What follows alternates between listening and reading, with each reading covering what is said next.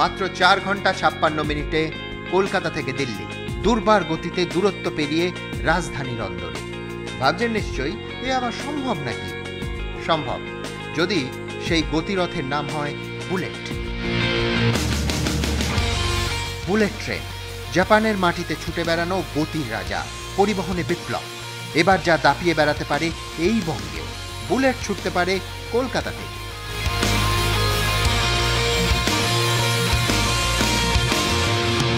অন্তত এমনই প্রস্তাব দিয়েছে স্পেনের একটি সংস্থা, যাকে প্রকল্পের সমীক্ষা চালানোর দায়িত্ব দিয়েছে ভারতীয় রেল। এই প্রকল্প সম্ভব কিনা তা খতিয়ে দেখতে ইতিমধ্যেই কলকাতা দিল্লি রুটে সমীক্ষার কাজ শুরুও হয়ে গেছে, যা সফল হলেই কলকাতা ভাসবে বুলেট ট্রেনের স্বপ্নে। তবে বুলেট রথে সওয়ার হলে শুধু যে দিল্লির কাছে আসবে এমনটা নয়। স্প্যানিশ এই সমীক্ষক সংস্থার দাবি, কলকাতা থেকে বুলেট ট্রেনে দিল্লি রওনা হলে বারাণসী পৌঁছতে সময় লাগবে মাত্র 2 ঘন্টা 15 মিনিট, আর লখনৌ মেরে কেটে 3 ঘন্টা 15 মিনিট। শুধু বারাণসী বা লখনৌই নয়, যাত্রাপথে পাটনা, আগ্রা সহ 12টি গুরুত্বপূর্ণ শহর ছুঁয়ে যাবে প্রস্তাবিত এই বুলেট ট্রেন। ঘন্টায় 300 কিলোমিটার গতিবেগে ছুটে চলা এই বুলেট স্বপ্ন আদৌ সফল হবে কিনা তা জানা যাবে এই বছরের শেষে, যখন চূড়ান্ত রিপোর্ট জমা দেবে স্পেনের এই সংস্থা। কলকাতা দিল্লির পাশাপাশি সমীক্ষা চলছে আরও 2 রুটেও, দিল্লি মুম্বাই এবং মুম্বাই চেন্নাই। চেন্নাই কলকাতা রুটে সমীক্ষা এখনো শুরু হয়নি। হাই স্পিড এই 4 রুটেই বুলেট ছুটলে অন্য মাত্রা পাবে মোদী সরকারের হীরক চতুর্ভুজ গড়ার স্বপ্ন। ক্ষমতায় এসে নরেন্দ্র মোদী স্বপ্ন দেখান কোটি কোটি ভারতবাসীকে, যে স্বপ্নের নাম बुलेट। बुलेट ट्रेन का डायमंड चतुष्क तैयार करें, देश को बुलेट ट्रेन से कम 4 दिशाओं में जाने का काम हम खड़ा करते हैं। এই সেই বুলেট ট্রেন জাপানে যা ছুটে চলেছে বছরের পর বছর ধরে।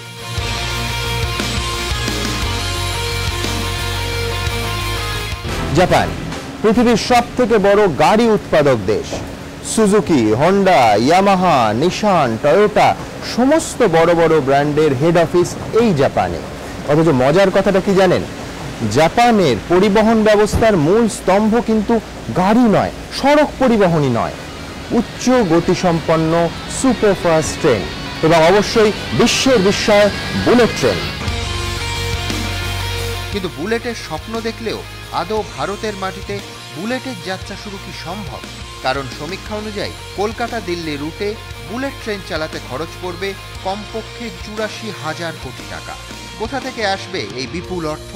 ইতিমধ্যেই এই প্রশ্ন ভাবাতে শুরু করেছে বহু অর্থনীতিবিদকে।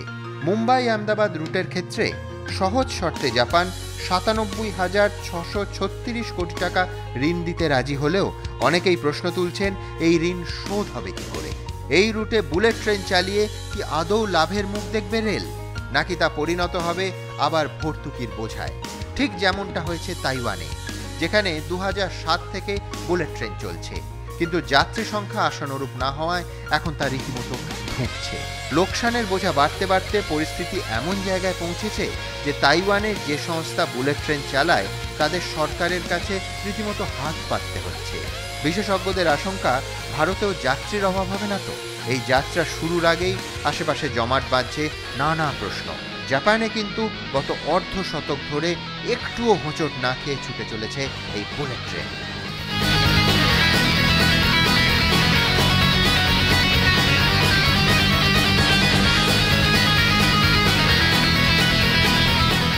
জাপানের ট্রাকে ছুটে বেড়ানো গতির বিপ্লব, বিশ্বজুড়ে ট্রেন শব্দটা সংজ্ঞা বদলে দেওয়ার বিপ্লব, বিশ্বযুদ্ধের লড়াইয়ে পিছিয়ে পড়েও জাপানের সবাইকে ছাপিয়ে যাওয়ার বিপ্লব।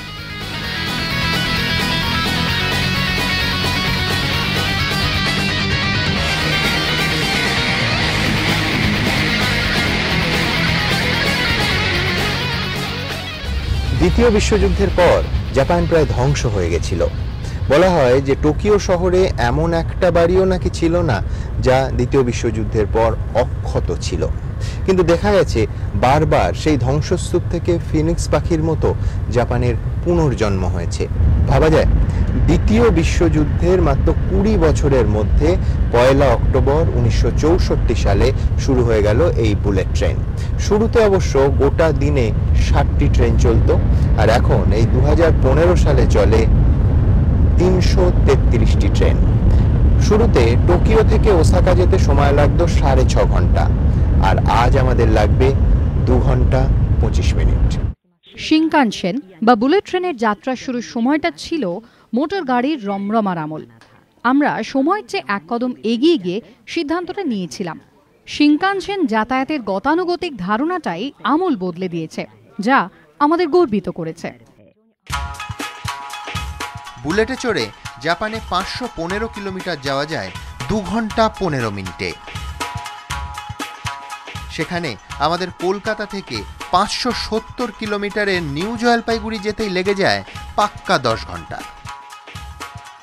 বুলেট ট্রেনের এই অপ্রতিরোধ্য গতিতে সওয়ার হয়ে গত 51 বছর ধরে প্রযুক্তির রণভূমি দাপিয়ে বেড়াচ্ছে আকিহিতোর দেশ। প্রতি ঘন্টায় 15টি ট্রেন, প্রতিদিন 4 লক্ষ যাত্রী, গতিবেগ ঘন্টায় 320 কিলোমিটার। এটাই জাপানের বুলেট বিপ্লব। কলকাতা থেকে 5130 কিলোমিটার দূরে টোকিও বিশ্বের সবথেকে বড় শহর। জনসংখ্যা 3,80,00,000। প্রতিদিন প্রতিনিয়ত শহরের এক প্রান্ত থেকে অন্য প্রান্তে ছুটে বেড়ায় টোকিওর এই বিপুল জনসংখ্যার একটা বড় অংশ। আর বাহন হিসেবে তাদের প্রথম পছন্দ শিনকানসেন। শিনকানসেন মানে জাপানি ভাষায় বুলেট ট্রেন।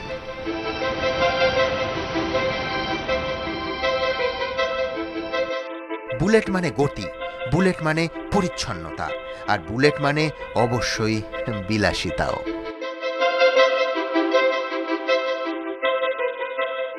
বুলেট ট্রেন সাধারণভাবে 320 থেকে 340 কিলোমিটার প্রতি ঘন্টায় যায়। আমরা যে বিশেষ ট্রেনটিতে চড়েছি এটার গতিবেগ 420 কিলোমিটার প্রতি ঘন্টায়। অথচ বিশ্বাস করুন, এই বিপুল গতিতে চলা সত্ত্বেও ট্রেনের মধ্যে সামান্যতম ঝাঁকুনি আপনি অনুভব করবেন না। এই যে সিটটাতে আমি বসেছি, এটা 360 ডিগ্রি অবধি, অর্থাৎ প্রায় পুরোটাই স্বয়ংক্রিয়ভাবে ঘুরতে পারে। যখনই বুলেট ট্রেন ট্র্যাক চেঞ্জ করছে, সেইটুকু ঝাঁকুনিও যাতে সিটের ওপর বসা যাত্রীর না লাগে, এই চেয়ারগুলো সম্পূর্ণ স্বয়ংক্রিয়ভাবে নিজেদের মতো ঘুরে অ্যাডজাস্ট করে নিচ্ছে, যাতে সেইটুকু ঝাঁকুনিও যাত্রী অনুভব না করেন। এতটাই অত্যাধুনিক এই বুলেট ট্রেনের প্রযুক্তি।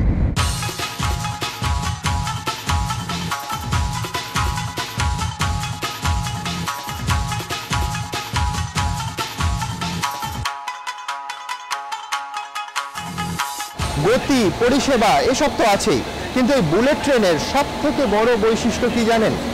এত বছরেও সৌভাগ্যক্রমে একবারও কোনো ধরনের দুর্ঘটনা হয়নি। গোটা বিশ্বে এই রকম রেকর্ড প্রায় নেই। গতির রাজার পিঠে চড়ে আজ পর্যন্ত কিন্তু প্রাণ দিতে হয়নি কোনো নিরীহ যাত্রীকে। ভারতবর্ষে যেখানে ট্রেন দুর্ঘটনা নিত্য নৈমিত্তিক ঘটনা, আমাদের অবশ্যই দেখতে হবে যে বুলেট ট্রেন কি করে এই অসাধারণ রেকর্ডটি করতে পারলো। তার কারণ বুলেট ট্রেনে ট্রেন কন্ট্রোল সিস্টেম বলে একটি ব্যবস্থা আছে। ব্যবস্থাটি এই রকম যে চালক যিনি এই মুহূর্তে বুলেট ট্রেন চালাচ্ছেন, তিনি যদি ঘুমিয়েও পড়েন কিংবা কোনো কারণে সংজ্ঞা হারান, ঘুমিয়ে পড়ার একটা অভিযোগ কিছুদিন আগে ভারতবর্ষে আমরা দেখেছি, সেই ঘুমিয়ে পড়া অবস্থাতেও সম্পূর্ণ ট্রেনের কন্ট্রোলটি থাকবে দূরবর্তী অফিসে বসা কম্পিউটারের মাধ্যমে একজন আধিকারিকের হাতে। তিনি চাইলে চালক যদি গতি বাড়িয়ে দেন, তিনি গতি কমিয়েও দিতে পারেন। এই চালকের ভুল ত্রুটি মুক্ত হওয়াটাকেই অনেকে মনে করেন বুলেট ট্রেনের দুর্ঘটনা মুক্তির প্রথম ধাপ। শুধু কি এই, বুলেটের চলার পথকে নিরাপদ করতে রয়েছে এক গুচ্ছ ব্যবস্থা। বুলেট ট্রেন চালানোর জন্য বিশেষ ট্রাক তৈরি করা হয়, যা সাধারণ রেল লাইনের থেকে একদম আলাদা, আরও মজবুত, আরও উন্নত। লক্ষ্য রাখা হয় যাতে কোনোভাবে সেই ট্র্যাকে কেউ ঢুকতে না পারে। বুলেটের পথে কোনো লেভেল ক্রসিংও রাখা হয় না। আজ বুলেট ট্রেন জাপানের গর্ব, আর সেই বুলেট ট্রেনের গর্ব তার নিরাপত্তা নিয়ে। যা আমরা স্বপ্নেও ভাবতে পারি না, জাপান সেটাকেও বাস্তবে করে দেখিয়েছে। আমরা বিমানের এটিসির কথা শুনেছি, জাপান রেলেরও এটিসি বানিয়েছে। বুলেট ট্রেনের গতিবিধি নিয়ন্ত্রণ করে এটিসি। চালকের সামনে থাকা কম্পিউটারে যে তথ্য দেখা যায়, সেই একই তথ্য এটিসির কম্পিউটারেও দেখা যায়। ট্রেন কোন এলাকায় কত গতিবেগে দৌড়বে সেটা আগে থেকেই ঠিক করা থাকে। চালক নির্ধারিত গতিবেগ ছাপিয়ে গেলেই এটিসি তা কম করে দেয়।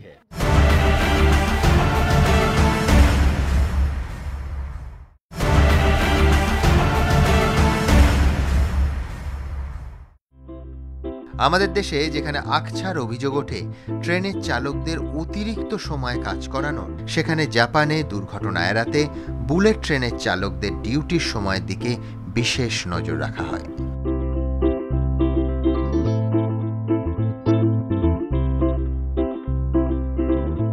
বুলেট ট্রেনের চালকদের যে শুধুমাত্র নিয়মিত ট্রেনিং দেওয়া হয় তাই নয়, দেখা হয় যে কোনোভাবে ক্লান্তি বা একঘেয়েমি তাদের স্নায়ুতন্ত্রকে অবশ করে ফেলছে না। তো এই জন্য বুলেট ট্রেনের চালকদের সর্বোচ্চ ডিউটি আওয়ার্স হয় 7 ঘন্টা 10 মিনিট, এবং দেখা হয় যে চালকের আসনে কেউ 3 ঘন্টা 20 মিনিটের বেশি যাতে বসে না থাকেন একটানা। এই যাবতীয় নিয়মকানুন মেনে বুলেট ট্রেনের ড্রাইভারদের সাহায্যে বুলেট ট্রেনকে সম্পূর্ণ দুর্ঘটনা মুক্ত করে রাখা হয়েছে। জাপানে ট্রেনের চালকদের দীর্ঘ প্রশিক্ষণের মধ্য দিয়ে যেতে হয়। প্রাথমিক পর্বের প্রশিক্ষণ হয় সিমিউলেটরে, এরপর প্রতি 2 বছর অন্তর ফের তাদের সিমিউলেটর প্রশিক্ষণ নিতে হয়। সমস্ত প্রতিকূল পরিস্থিতি মোকাবিলার প্রশিক্ষণও তারা পেয়ে থাকেন। যেমন ধরুন, ট্র্যাকে কেউ ঢুকে পড়লে কিভাবে তৎক্ষণাৎ কন্ট্রোল রুমের সঙ্গে যোগাযোগ স্থাপন করতে হবে। প্রশিক্ষণ পর্ব চলাকালীনই চালকদের সক্ষমতা পরীক্ষাও করা হয়। এই পদ্ধতি অনুসরণ করে চালকরা আরও দক্ষ হয়ে ওঠেন।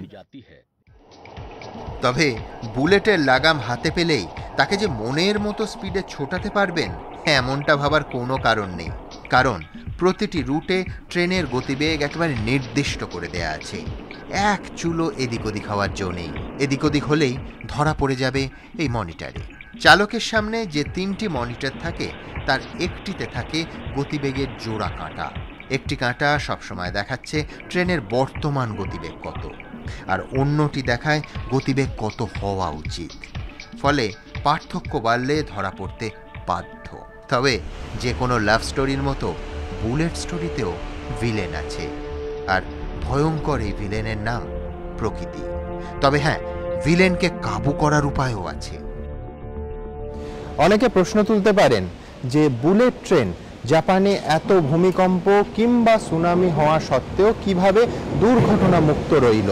উত্তরটা খুব পরিষ্কার। এই ট্রেনের গোটা শরীরের 135টি জায়গায় সেন্সার আছে। যে মুহূর্তে ভূমিকম্প কিংবা সুনামির কোনো প্রাইমারি ওয়েভও আসে, সংকেত চলে যায় ওই কন্ট্রোল সিস্টেমে। সেখান থেকে সেই মুহূর্তে গোটা ট্রেনের বিদ্যুৎ সংযোগ বিচ্ছিন্ন করে দেওয়া হয়। ট্রেন যেখানে আছে সেখানেই দাঁড়িয়ে পড়ে। ভাবতে পারেন সেই বিপুল গতিতেও কোনো রকম ঝাঁকুনি, যারা ভেতরে রয়েছেন যাত্রীরা, তারা যাতে আতঙ্কিত না হন সেটাকেও প্রতিরোধ করা হয়। 135টা জায়গায় আমরা সেন্সর লাগিয়ে রেখেছি। এই সেন্সরগুলো ভূমিকম্পের আভাস পেলেই নিকটবর্তী সাবস্টেশনে বিপদ সংকেত পাঠিয়ে দেয়। সাবস্টেশন তৎক্ষণাৎ ট্রেনে বিদ্যুৎ সরবরাহ বন্ধ করে দেয়, ফলে ট্রেন সেখানেই দাঁড়িয়ে যায়। নিরাপত্তার ঘেরাটোপে দুর্বার গতি, এরই নাম বুলেট।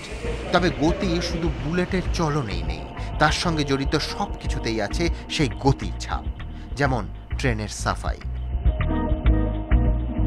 এই ট্রেনটির কথাই ধরা যাক। হাকুতাকা 557। ট্রেনটি স্টেশনে ঢুকলো ঠিক 9টা বেজে 32 মিনিটে, স্টেশন ছাড়বে ঠিক 9টা বেজে 44 মিনিটে। অর্থাৎ সাফাইয়ের জন্য হাতে রয়েছে মাত্র 12টা মিনিট, যার মধ্যে 5 মিনিট তো যাত্রীদের ওঠানামাতেই লেগে যায়। পড়ে থাকে কেবল 7 মিনিট, আর তার মধ্যে পরিষ্কার করতে হবে 17টা বগি। ভাবছেন এটা আবার কি করে সম্ভব? সম্ভব, অবশ্যই সম্ভব, যদি দেশটার নাম হয় জাপান। শুধু প্রযুক্তি দিয়ে হয় না, বুলেট ট্রেনের সাফল্যের পেছনে রয়েছে কর্মীদের দক্ষতা, শৃঙ্খলা এবং নিয়মানুবর্তিতা। এই যে বুলেট ট্রেন একটি স্টেশনে দাঁড়ায় 1 মিনিট করে, প্রান্তিক স্টেশনগুলিতে মাত্র 12 মিনিট করে, তার মধ্যে শুধুমাত্র 7 মিনিটে 17টি বগি একেবারে ঝকঝকে তকতকে করে ফেলতে হয় কর্মীদের। আর সেখানেই হচ্ছে বুলেট ট্রেনের কর্মীদের দক্ষতা, শৃঙ্খলা, নিয়মানুবর্তিতার মজা। এইটাকেই বলা হয় 7 মিনিটের ম্যাজিক বা 7 মিনিটের মিরাকেল। কি সেই মিরাকেল দেখাবো আপনাদের। শৃঙ্খলার এই জাদুকে আরও ভালো করে বোঝাতে আসুন পাশাপাশি দুটি ছবি দেখাই আপনাদের। একটি জাপানে বুলেট ট্রেন সাফাইয়ের, আর আরেকটি আমাদের দেশের একটি প্রথম সারির ট্রেন পরিষ্কারের। একদিকে জাপানের একটি স্টেশন আর অন্যদিকে আমাদের হাওড়া স্টেশন।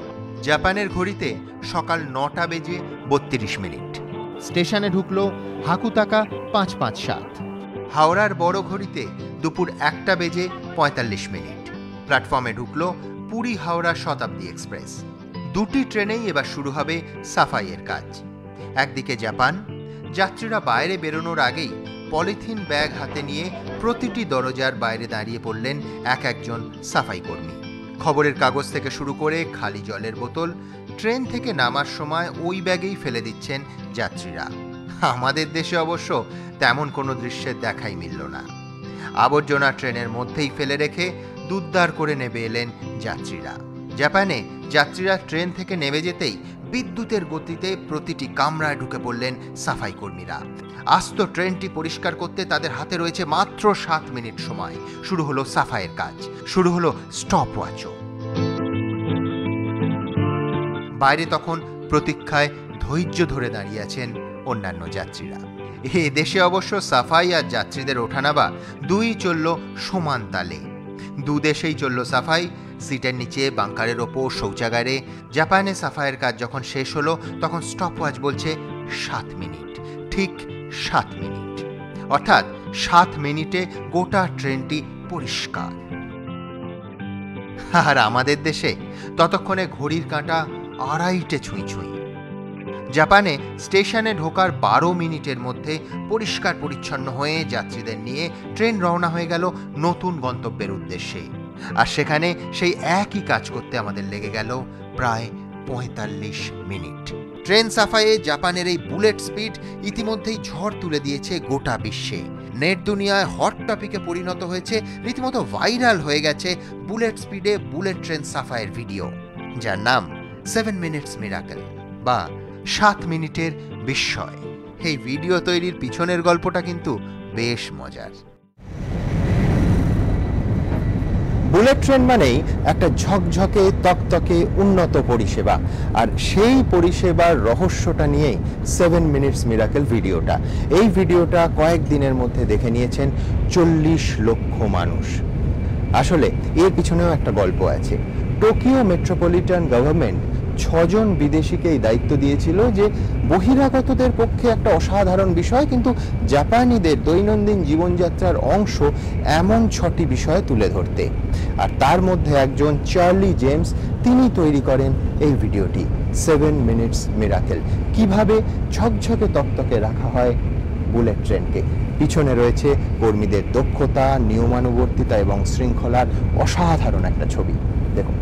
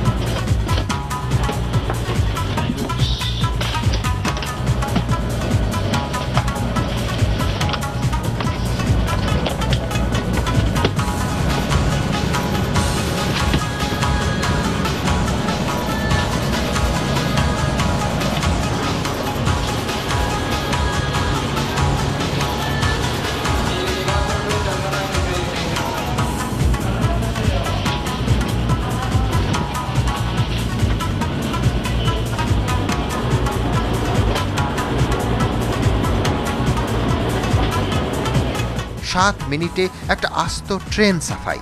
পিসি সরকারের জাদু নয়, কিছু নিষ্ঠাবান কর্মীর দক্ষতা আর নিয়মানুবর্তিতা। এই ছোট্ট তথ্যই বলে দেয় জাপানের সময় ঠিক কতটা দামি।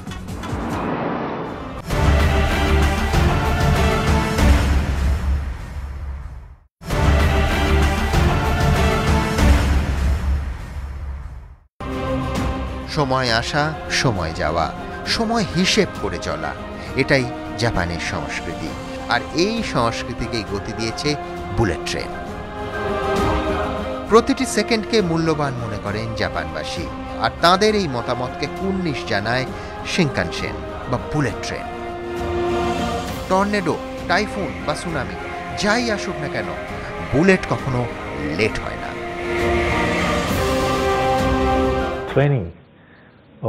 দুর্ঘটনা না ঘটার প্রধান কারণ রেলকর্মীদের প্রশিক্ষণ। রেলকর্মীরা অত্যন্ত গুরুত্বের সঙ্গে দায়িত্ব পালন করেন। এই জন্যই আমরা এত নিরাপদ এবং ঘড়ি মিলিয়ে ট্রেন যাত্রা উপহার দিতে পারছি। কালে ভদ্রে লেট হলেও 10 কিংবা মেরে কেটে 20 সেকেন্ড লেট। অবশ্য আমাদের ট্রেনও নাকি খুব একটা হয় না। 15-20 মিনিট লেটটা কি কোনো ব্যাপার নাকি? ট্রেন আসবে অথচ লেটে আসবে না, এমন আবার হয় নাকি? আমাদের দেশে তো দেরিতে আসাই সময়ে আসা। এমনকি যাত্রীরা তো সেই মতো নিজেদের টাইম টেবিলের যোগ বিয়োগটুকুকেও সেরে রাখেন। যেমন এনার কথাই ধরুন, বঙ্গবাসী কলেজের ছাত্রী সুদেশনা মিত্র রোজ ট্রেনে করে ক্যানিং থেকে শিয়ালদা যাতায়াত করে। ট্রেন লেট হলেও তিনি যাতে লেট না হন তার প্রস্তুতি আগে ভাগেই সেরে রাখেন। 15-20 মিনিট দেরি হয়। কিছু কিছু সময় ক্যানিং লোকাল যেমন ঢাকুরিয়া থেকে বালিগঞ্জ ঢুকতেই 10 মিনিট কাটিয়ে দিচ্ছে। সেখানে হয়তো একটা ক্লাস আছে, সেই ক্লাসটা আমি অ্যাটেন্ড করতে পারছি না। 8 ঘন্টার মতো তো বেশি হাতে নিয়ে বেরোতেই হয়। 8 ঘন্টা 40 মিনিট এটা নিতেই হবে বেশি, না হলে কভার করা যায় না যে জায়গাটা আমি পৌঁছবো, ঠিকঠাক সময় রিচ করতে পারি। ইনি নবেন্দু মণ্ডল, বালিগঞ্জ থেকে শিয়ালদা হয়ে নিউ ব্যারাকপুর যান। লেট মোকাবিলায় এনার অস্ত্র অতিরিক্ত সময়। ধরুন এখান থেকে আমার নিউ ব্যারাকপুর যেতে ঠিকঠাক লাগা উচিত 1 ঘন্টা 15 মিনিট, কিন্তু আমাকে মোটামুটি প্রায় 2 ঘন্টা নিয়ে বেরোতে হয়। তা না হলে হয়তো আমাকে লালকালির শিকার হতে হবে, এবং 3টে লালকালিতে একটি সিএল চলে যাবে। এ দেশে যখন 8 ঘন্টা লেটও প্রায় সময় আসারই সময়, তখন জাপানে ট্রেন মিনিট খানেক লেট হলেই একেবারে হুলুস্থুলু কাণ্ড, খবরের শিরোনাম। এ দেশে যখন 8 ঘন্টা লেটও প্রায় সময় আসারই সময়, তখন জাপানে ট্রেন মিনিট খানেক লেট হলেই একেবারে হুলুস্থুলু কাণ্ড, খবরের শিরোনাম। स्कूल जाने के समय ट्रेन लेट होने पे बहुत परेशान हुई मेरे माँ पे, क्योंकि 2 मिनट या 3 मिनट तो ठीक है, लेकिन 5 मिनट या 10 मिनट तो क्लास के लिए लेट होने का क्या है, डर लगता है ना। तो बहुत 10 मिनट तो बहुत ऐसा तो, और क्या है, स्लिप के बिना प्रोफेसर को बुला लगेगा। জাপানে তো ট্রেন 30 সেকেন্ড দেরিতে এলেই দুঃখ মুখে যাত্রীদের হাতে স্লিপ তুলে দেন রেলকর্মীরা। আর আমাদের এখানে লেট স্লিপ এটা জীবনে শুনিনি, এটা সেটা আবার কি? আমার তো কোনো ধারণা ছিল না এই লেট স্লিপ ট্রেনের মধ্যে আছে। দেরির দায়িত্ব কার? বুলেট ট্রেন কর্তৃপক্ষ বলেন দেরির যাবতীয় দায়িত্ব তাদের। সেজন্য 15 সেকেন্ডের বেশি ট্রেন লেট থাকলে যাত্রীদের স্লিপ দেওয়া হয়, যাতে তারা কর্মক্ষেত্রে গিয়ে সেই স্লিপ দেখাতে পারেন। 1964 থেকে এই ট্রেন চলছে। ভাবতে পারেন যে এখনো অবধি গড়ে যদি ট্রেন লেটে চলার কোনো হিসেব করা হয়, সেটা 1 মিনিটের কম সময়। এই পরিসংখ্যান একদিকে রাখুন, আরেকদিকে যারা প্রতিদিন শিয়ালদা লাইনে বা অন্যান্য লাইনে ট্রেনে চড়েন, যাদের কাছে ট্রেন লেট হওয়া নয় লেট না হওয়াটা খবর, তারা জাপানের এই পরিস্থিতি কি কল্পনাও করতে পারেন? জাপানে যদি 30 সেকেন্ডও কোনো ট্রেন লেটে চলে, সংবাদ মাধ্যমে হইচই শুরু হয়ে যায়। 90 সেকেন্ড লেটে চলছে বলে চালক উত্তেজিত হয়ে তাড়াহুড়ো করতে গিয়ে দুর্ঘটনা ঘটান। এতটাই শৃঙ্খলায়, নিয়মানুবর্তিতায় চলে এই গোটা দেশ। আর ট্রেন দেরিতে চললে যে কি কেলেঙ্কারি হতে পারে তার সবচেয়ে বড় উদাহরণ এই ছবি।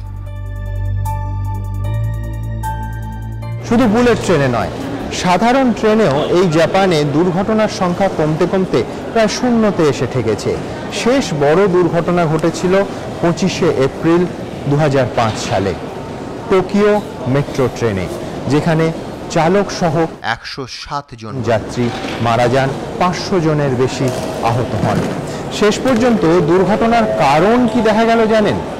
ট্রেনটি 90 সেকেন্ড দেরিতে চলছিল বলে চালক তাড়াহুড়ো করে ট্রেনটি আরও তাড়াতাড়ি চালাতে চান। এখানে কেউ বলতেই পারেন, বিশেষ করে অমর্ত্য সেনের ভাষায় আর্গুমেন্টেটিভ ইন্ডিয়ানরা, যে সত্যি সত্যি 90 সেকেন্ড মানুষের জীবনে কতটা গুরুত্বপূর্ণ এবং তার জন্য তাড়াহুড়ো করে ট্রেন দুর্ঘটনা ডেকে আনা যায় কিনা। কিন্তু জাপানিরা সেসব তর্ক বিতর্কের মধ্যে নেই, তার কারণ বিতর্কের তাদের সময় নেই। দেখতেই পাচ্ছেন যে তারা দৌড়চ্ছেন, ঊর্ধ্বশ্বাসে দৌড়চ্ছেন, কেবল দৌড়চ্ছেন এবং সম্ভবত সেই জন্য দেশটাও দৌড়চ্ছে।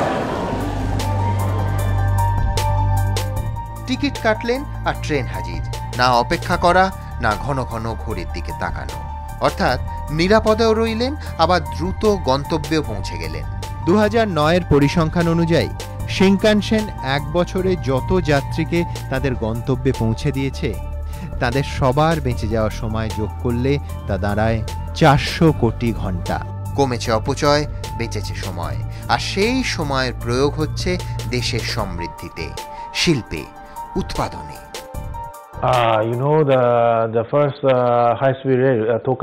আজ থেকে 50 বছরেরও বেশি আগে 1964-তে জাপান হাই স্পিড রেল চালানো শুরু করেছিল। সে সময় থেকেই জাপান দ্রুততার সঙ্গে উন্নয়নের কাজ করে চলেছে। শিনকানসেন বা বুলেট ট্রেন 6-এর দশকেই জাপানের অর্থনৈতিক উন্নয়নের গতিকে আরও বাড়িয়ে দিয়েছিল। জাপানে বুলেট ট্রেন ও জিডিপি হাতে হাত ধরে সামনের দিকে এগিয়ে গিয়েছে। এই সময়ানুবর্তিতাই ট্রেনকে এত জনপ্রিয় করে তুলেছে জাপানবাসীর মধ্যে, যে জনপ্রিয়তার পরতে পরতে লুকিয়ে রয়েছে বিশ্বাস। এই বিশ্বাসের ওপর ভর করেই বিলাসবহুল গাড়ি বাড়ির গ্যারেজে ফেলে বুলেটে সওয়ার হন জাপানের ভিভিআইপিরাও। জাপানের মানুষের কাছে বুলেটের জনপ্রিয়তা কতখানি সেটা বোঝার জন্য আসুন একজনের সঙ্গে আলাপ করাই আপনাদের। ইনি মোতোয়া। গিনেস বুকের পাতায় জলজল করছে যার নাম। সৌজন্যে তার অনন্য কীর্তি, গোটা পৃথিবীতে যে কীর্তির নাম ইলুমিনেশন।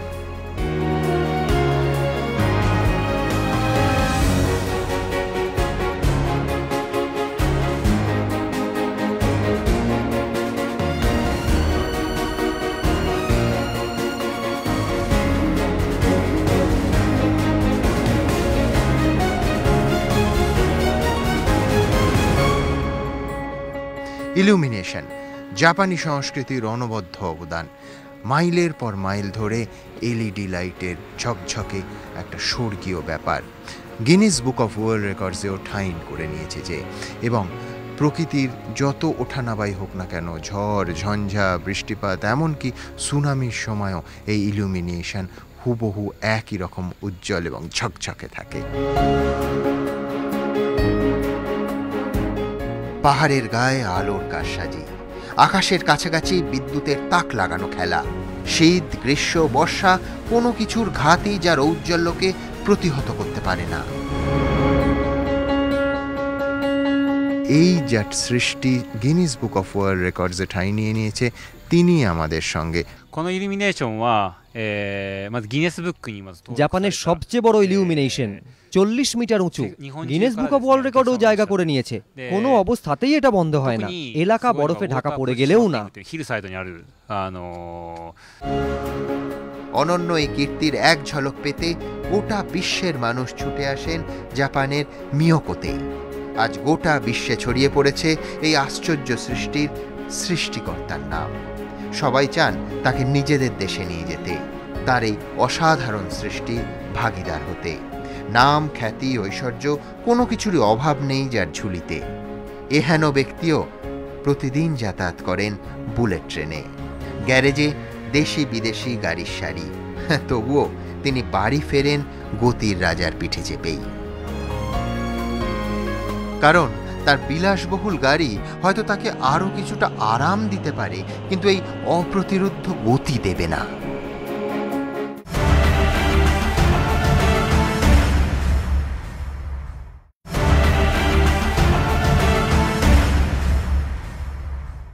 বহুজাতিক গাড়ি কোম্পানির মালিক থেকে জাপানের প্রিফেকচারগুলোর প্রধান কিংবা মিয়াকো শহরের মেয়র, জাপানের এইসব ভিভিআইপিরা নিজেদের বাড়ির গাড়িতে চড়েন না, চড়েন বুলেট ট্রেনে। দামি দামি গাড়ি বাড়িতে গ্যারেজে পড়ে থাকে, আর বুলেট ট্রেন তাদের প্রাথমিক পছন্দ। আমাদের দেশে ভিভিআইপি মানেই লালবাতি, হুটার, আর তাদের রাস্তা দিতে গিয়ে সাধারণের মাথায় হাত। ভিভিআইপিরা জাপানেও আছেন, কিন্তু তাদের জন্য ট্রাফিক থামে না, মানুষকেও দুর্ভোগে পড়তে হয় না, কারণ তারা যান বুলেট ট্রেনে। ইনি আকিরা নিউমুরা, জাপানের মিয়াকো শহরের মেয়র। ইনি গতিশীল দেশ, গতিশীল দেশবাসী, তাই সমস্যাও মেটাতে হয় দ্রুত গতিতে, কোথাও একরত্তি ঢিলেমির জায়গা নেই। আর তাই উদিত সূর্যের দেশে সূর্যোদয় থেকে সূর্যাস্ত ব্যস্ততাতেই দিন কেটে যায় আকিরা নিউমুরার। এহেন ব্যক্তিও যাতায়াত করেন বুলেট ট্রেনে, কারণ বুলেট ট্রেনের নিরাপত্তা কনভয়তেও মেলে না।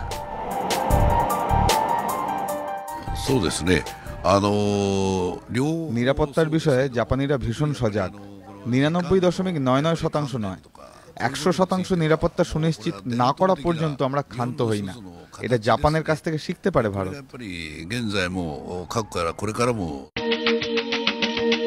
ভিভিআইপি হন কিংবা আম আদমি, বুলেট জায়গা করে নিয়েছে সবার হৃদয়ে।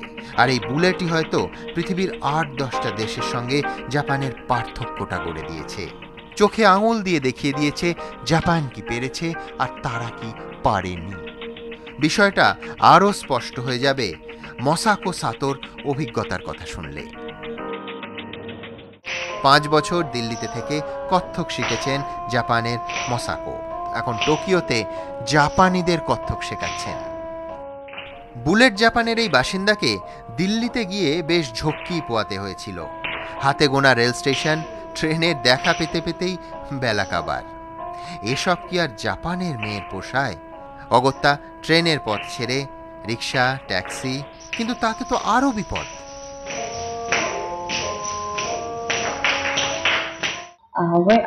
দিল্লিতে থাকতে বেশিরভাগ সময় আমি বাড়ি থেকে স্টুডিও যাতায়াত করতাম অটোতে।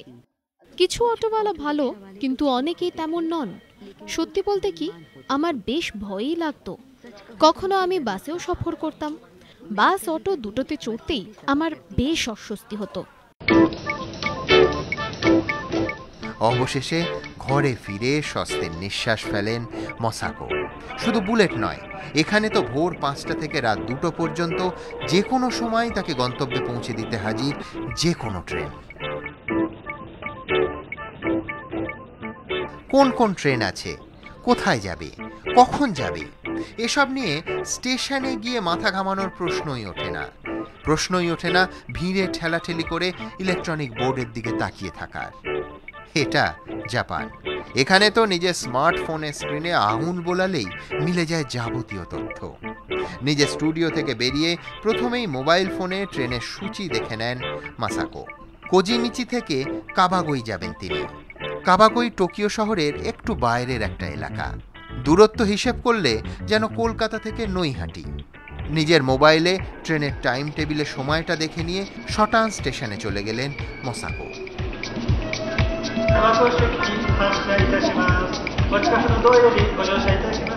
স্মার্টফোন যখন আসেনি তখন আমরা সঙ্গে রাখতাম ট্রেনের টাইম টেবিল, কিন্তু স্মার্টফোন আসার পর ট্রেন সম্পর্কিত সমস্ত তথ্যই প্রতিনিয়ত আমার হাতের মুঠোয়। কোন ট্রেন কোথা থেকে ছাড়বে এবং গন্তব্যে পৌঁছতে কত সময় ও কত টাকা লাগবে তা আমরা আগেই জেনে যাই। স্মার্টফোনের স্ক্রিনে ভেসে ওঠা সময়সূচি ঘেঁটে মসাকো জানতে পেরেছিলেন কাবাগোই যেতে তার সময় লাগবে 24 মিনিট 30 সেকেন্ড। কার্যক্ষেত্রেও তার একটুও অন্যথা হলো না, 30 সেকেন্ড সময়ও বেশি লাগলো না। যদিও এটা কিন্তু বুলেট ট্রেন নয়। জাপানে লোকাল ট্রেন এবং মেট্রো ট্রেনের ক্ষেত্রেও সময়ানুবর্তিতা সবচেয়ে বড় ফ্যাক্টর। বিশ্বের সবচেয়ে বড় শহর টোকিও এবং তার আশেপাশের ছোট শহরগুলির মধ্যে তৈরি করা হয়েছে রেল লাইনের জাল। উত্তর থেকে দক্ষিণে যাবেন, কিংবা দক্ষিণ থেকে পূর্ব, কিংবা পূর্ব থেকে উত্তর হয়ে মধ্যে। পথ যতই জটিল হোক না কেন, একবার ট্রেনে চললেই আপনার রাস্তা সাফ। প্রতিদিন এই পথেই নিজের ঠিকানায় পৌঁছন 4 কোটি জাপানবাসী। আমাদের ট্রেনে যেমন শ্রেণী রয়েছে, পথঘাটেও তেমন শ্রেণীভেদ রয়েছে।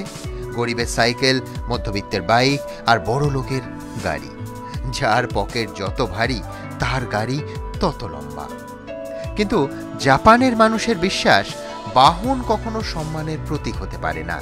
আর তাই সাধারণ কর্মচারীদের সঙ্গে একই ট্রেনে সফর করতে দেখা যায় কোম্পানির সিইওকেও, যা অবাক করে দেয় এদেশ থেকে যাওয়া বহু মানুষকে।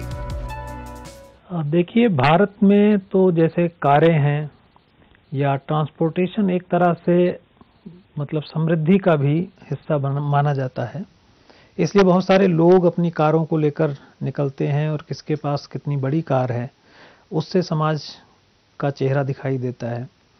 लेकिन टोक्यो में मैंने देखा कि बहुत सारे प्रसिद्ध लोग, एक बार मैंने खबर पढ़ी कि जो जापान एयरलाइंस है उसके जो निदेशक हैं वो बस से यात्रा करते हुए अपने ऑफिस पहुंचते हैं। ঠিক যেমন জাপানি একটি সংস্থার ম্যানেজিং ডিরেক্টর হওয়া সত্ত্বেও জাপান গেলে ঝাঁ চকচকে অফিসের গাড়ি ছেড়ে বুলেটেই যাতায়াত করেন এই বঙ্গসন্তান পলাশ বন্দ্যোপাধ্যায়। গাড়ি নিলে যে পথটা 2 ঘন্টা সড়ক পথে যদি আমি যাই তাহলে 2 থেকে 2.5 ঘন্টা সময় লাগবে, সেটা বুলেট ট্রেন আমাকে 20 মিনিটে পৌঁছে দেয়। সুতরাং গাড়ি নেওয়ার কোনো প্রশ্নই নেই। এখানে সাধারণভাবে যারা কোম্পানির সিইও অথবা এমডি অথবা চেয়ারম্যান বা কোম্পানির সাধারণ সদস্য, তারাও কিন্তু সবাই বুলেট ট্রেনই ব্যবহার করে। কলম্বিয়ার রাজনীতিক তথা অর্থনীতিবিদ গুস্তাফো ফ্রান্সিসকো পেত্রো একবার বলেছিলেন, উন্নত দেশ সেইটা নয় যেখানে গরিবের গাড়ি আছে, বরং উন্নত দেশ সেই দেশ যেখানে ধনীরা ট্রেনে বাসে যাতায়াত করেন, যেটা জাপানে হয়। ভারতে গাড়ি বিক্রি বেড়ে গেলে যারা উচ্চকণ্ঠে দেশের উন্নয়ন হচ্ছে বলে চিৎকার শুরু করেন, তাদের বোধহয় একবার ভেবে দেখা দরকার আসল উন্নয়ন কোনটা, 2-এর গাড়ি নাকি 10-এর মঙ্গল। জাপানিরা কিন্তু দ্বিতীয়টাতেই বেশি বিশ্বাসী। রেলপথের ওপর সাধারণ মানুষের এই বিশ্বাসই যানজটমুক্ত করেছে টোকিওর রাজপথকে। ট্রেনে 1 ঘন্টায় 60,000 মানুষ যেতে পারে, যেখানে বাসে মেরে কেটে 5,000। টোকিওতে দূষণ কম হওয়ার অন্যতম বড় কারণও এই ট্রেন। একজন যাত্রীকে 1 কিলোমিটার নিয়ে যাওয়ার জন্য 21 গ্রাম কার্বন ডাইঅক্সাইড উৎপন্ন করে একটি ট্রেন, আর সেখানে এই একই দূরত্ব 1 কিলোমিটার যাওয়ার জন্য বাস উৎপন্ন করে 51 গ্রাম কার্বন ডাইঅক্সাইড, আর গাড়ির ইঞ্জিন 170 গ্রাম কার্বন ডাইঅক্সাইড বাতাসে ছাড়ে। এই বুলেট ট্রেনের একটার পর একটা বিস্ময়কর রেকর্ড রয়েছে। ভাবতে পারেন, গোটা পৃথিবীর জনসংখ্যা যা, তার থেকে বেশি মানুষ আজ অবধি বুলেট ট্রেনে চড়েছেন। প্রতি বছর গড়ে অন্তত 33 কোটি মানুষ জাপানের এই বুলেট ট্রেনে চড়েন। ভাবা যায় কেবাদ। এটা টোকিও স্টেশন। প্রতিদিন এই স্টেশনে আসা যাওয়া করা মানুষের সংখ্যাই বলে দিচ্ছে জাপানের গণপরিবহনে ট্রেন কতটা গুরুত্বপূর্ণ। তবে সবটাই বুলেটের টানে নয়। টোকিও স্টেশনের একটা তলা দিয়ে বুলেট ছোটে আর অন্য 2টি তলা দিয়ে মেট্রো রেল। জাপানের রেলওয়ে সিস্টেমের বিশেষত্বই হলো যে আমরা বুলেট ট্রেন ও বাকি রেলওয়ে সিস্টেমকে একসঙ্গে জুড়ে দিতে পেরেছি। যেমন টোকিও স্টেশনে বুলেট ট্রেন থেকে মেট্রো রেলে যাওয়া খুবই সহজ। সবকটি আরবান ট্রেনেই আপনি শহর ও শহরতলির যে কোনো স্টেশনে পৌঁছে যেতে পারবেন, এমনকি আপনাকে বাস বা ট্যাক্সিও নিতে হবে না। আমাদের রেলওয়ে নেটওয়ার্ক এতটাই বিস্তৃত।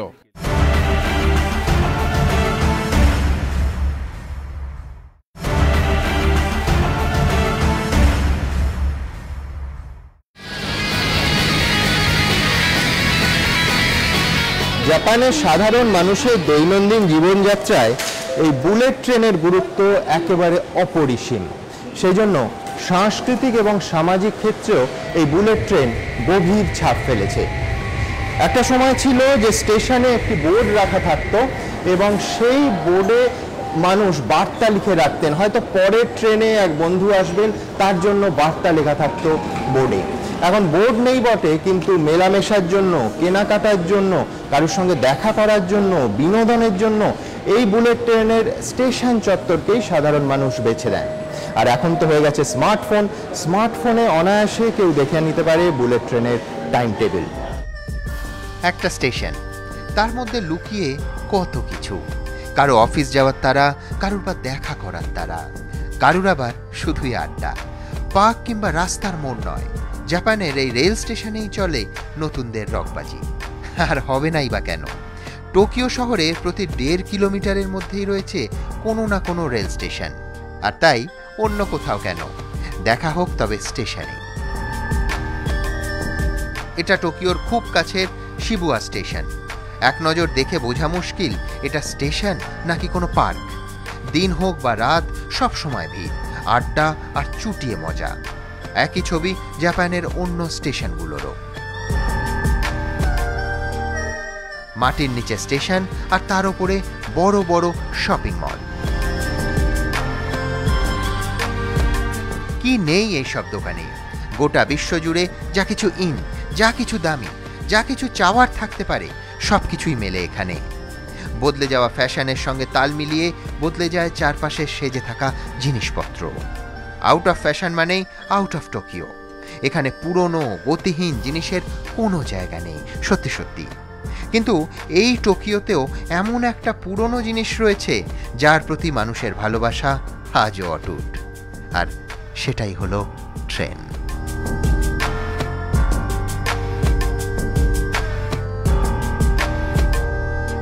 1903 সালে প্রথমবার টোকিওর পথে নেমেছিল বৈদ্যুতিক স্ট্রিট কার, অর্থাৎ ট্রাম।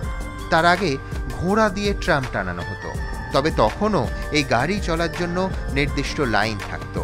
সেই ঘোড়ার গাড়ির সর্বাঙ্গেও থাকত জাপানি শৃঙ্খলার ছাপ। 1927 সালে জাপানে চালু হয় পাতাল রেল, যার স্মৃতি আজও ধরা আছে টোকিওর ওনিও স্টেশনে। তখন অবশ্য মেট্রো মাত্র 2 কিলোমিটার পথ যেত, কিন্তু তার জনপ্রিয়তা ছিল গগনচুম্বী। এই বিষয়ে আজও অনেকে ঠাট্টা করে বলেন, মেট্রোর লাইন ছিল 2 কিলোমিটার লম্বা, আর তাতে ওঠার জন্য যাত্রীদের লাইনই হতো 2 কিলোমিটার লম্বা। এই ঘটনাটি শুরু থেকেই রেল ব্যবস্থার জনপ্রিয়তার কথা বলে। আপনি শুধু ভাবুন, 2 কিলোমিটার যাত্রা করার জন্য টিকিট কাউন্টারে ঠিক ততটাই লম্বা লাইন পড়ত। মানুষ ঘন্টার পর ঘন্টা অপেক্ষা করে যেত। এখন অপেক্ষার বেলায় নেই, অথচ জনপ্রিয়তা আকাশ ছোঁয়া। জনসংখ্যা বেড়েছে জনপ্রিয়তা। সেই সঙ্গে জাপানে রেলের পরিধিও বেড়েছে। শহর ছাড়িয়ে গ্রামে ছড়িয়ে পড়েছে রেলপথের জাল। পরিষেবার বৃত্তের সঙ্গে পাল্লা দিয়ে বেড়েছে নিরাপত্তার ভরসাও। 8-10টা যানবাহনের পাশে দুয়োরানির সন্তানের মতো নয়, জাপানে রেল বড় হয়েছে বড় দাদার মতো। জাপান তো তা করে দেখিয়েছে যা আজ পর্যন্ত পৃথিবীর কোথাও হয়নি। সাধারণ ট্রেনের ট্র্যাকেও বুলেট ছুটিয়েছে। আমরা ইয়ামাগাতা পর্যন্ত বুলেট ট্রেন চালানো শুরু করেছিলাম, যা টোকিও থেকে ফুকুশিমা পর্যন্ত চলতে পারে বুলেট ট্রেনের জন্য তৈরি করা বিশেষ ট্র্যাকেই। কিন্তু ফুকুশিমা থেকে ইয়ামাগাতা পর্যন্ত আমরা সাধারণ ট্রেন চলাচলের ট্র্যাককেই ন্যারো গেজ থেকে ওয়াইড গেজে রূপান্তরিত করলাম, যাতে সাধারণ ট্রেন ও বুলেট ট্রেন একই সাথে একই ট্র্যাকে চলতে পারে এবং ফুকুশিমা থেকে ইয়ামাগাতামুখী যাত্রীদের ট্রেন বদল করার ঝক্কি না পোহাতে হয়। স্বপ্ন দেখেছে জাপান, কলজের জোরে স্বপ্ন সত্যিও করেছে। বুলেটকে ছুটিয়েছে তাদের ট্র্যাকে, আর এখন স্বপ্ন দেখছে ভারত। जापान ने बुलेट ट्रेन का कंसेप्ट लाया और पूरे देश को खड़ा कर दिया। बुलेट ट्रेन का डायमंड चतुष्क तैयार करें, आप देखिए दुनिया नए सिरे से हिंदुस्तान को देखने लगेगी।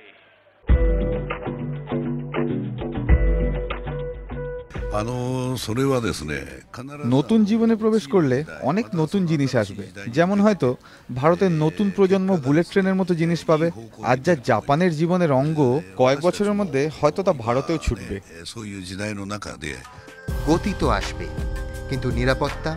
ভারতের মাটিতে জাপানের মতো নিরাপত্তা মিলবে তো? এই প্রসঙ্গে আমরা কথা বলি এমন এক জাপানি ব্যবসায়ীর সঙ্গে, যার রেস্তোরাঁ চেন গোটা জাপান জুড়ে বিস্তৃত। সম্প্রতি ভারতেও লগ্নি করেছেন যিনি। ব্যবসার সূত্রে প্রতিদিন যার ওঠা বসা ভারতীয়দের সঙ্গে।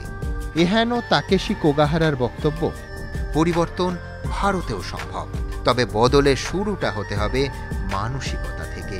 পাল্টাতে হবে মানসিকতাটাই। জাপানে প্রথম ভাবা হয় নিরাপত্তার কথা, তারপর গতি, সর্বশেষ ধারণ ক্ষমতা। শুরু থেকেই নিরাপত্তাকে অগ্রাধিকার দিলে পরে আর কোনো অসুবিধা হয় না।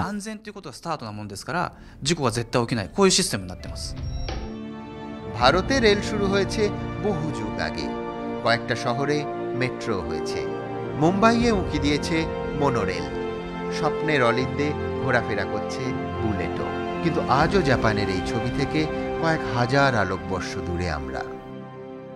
পৃথিবীর সবথেকে মূল্যবান বস্তু হলো সময়। এই একই প্রবাদ বাংলায় আছে, জাপানিতেও আছে। কিন্তু জাপানিরা শুধুমাত্র মুখে নয়, কাজে বিশ্বাস করেন। আর বিশ্বাস করেন বলেই এটা মনে করেন যে কেউ যদি একটু তাড়াতাড়ি বাড়ি পৌঁছতে পারে কাজের শেষে, কিংবা ঠিক সময় অফিসে পৌঁছতে পারে, তাহলে আখেরে উৎপাদনশীলতা বাড়ে। তার কারণ বাড়তি সময় হলে পরিবার বেশি সময় পায়, তিনি বিনোদনে মন দিতে পারেন, কাজে আরও বেশি মন দিয়ে কাজ করতে পারেন। সুতরাং উৎপাদনশীলতা বাড়ে, সৃষ্টিশীলতা বাড়ে, আর ওই বুলেট ট্রেনের গতিতেই বুলেটের মতো জিডিপি বাড়ে। জাপানিরা এই ভাবনা থেকে বুলেট ট্রেন এবং নানা উচ্চগতি সম্পন্ন পরিবহন করে দেখিয়েছেন। আমরা জাপান থেকে কি এইটুকু শিক্ষা নিতে পারি না? এই প্রশ্ন দিয়ে আজকের এই বিশেষ পর্ব শেষ করব। ক্যামেরায় শ্রমিক সাহার সঙ্গে সুমন দে, এবিপি আনন্দ, জাপান।